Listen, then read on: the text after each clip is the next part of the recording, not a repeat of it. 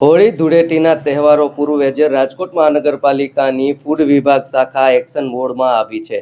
શહેરની 14 જેટલી નામી અનામી પેઢીઓ પર દરોડા પાડીને ધાણી, ડારિયા અને ખજૂરના 20 જેટલા નમૂના જપ્ત કરાયા છે. રાજકોટ વાસીઓના આરોગ્ય સાથે ચેડા ન થાય તે માટે આરએમસીના ફૂડ વિભાગ દ્વારા સ્પેશિયલ ડ્રાઈવ હાથ ધરવામાં આવી, જેમાં કેનાલ રોડ, ગુંદાવાડી અને કોઠારિયા રોડ જેવા મુખ્ય વિસ્તારોમાં સઘન ચેકિંગ કરાયું હતું.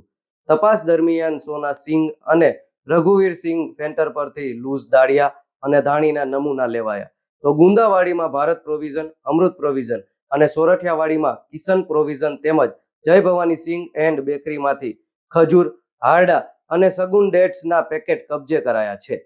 કોઠારિયા રોડ પર આવેલા ભોજા ભગત શાક માર્કેટમાં બંસીધર પ્રોવિઝન, શ્રી રઘુવીર પ્રોવિઝન, જિગ્નેશ ટ્રેડર્સ અને આઈ શ્રી ખોડિયાર પ્રોવિઝનમાંથી પણ ધાણી, ડારિયાના સેમ્પલ લેવાયા છે.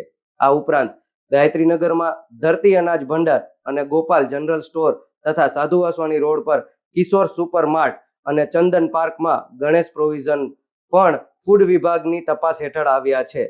ફૂડ સેફ્ટી સ્ટાન્ડર્ડ એક્ટ હેઠળ લેવાયેલા તમામ 20 નમૂનાઓને પૃથ્થકરણ માટે લેબોરેટરીમાં મોકલી આપવામાં આવ્યા છે. રિપોર્ટ આવ્યા બાદ જો ભેળસેળ જણાશે તો કડક કાયદેસરની કાર્યવાહી કરવામાં આવશે. આરએમસીની ફૂડ વિભાગની આ લાલાખ બાદ જોવાનું એ રહેશે કે રિપોર્ટમાં શું ખુલાસા થાય છે. સતર્ક રહો અને શુદ્ધ આહાર જ પસંદ કરો. પ્રતિપાલસિંહ ઝાલા, ફૂલછાપ ડિજિટલ, રાજકોટ.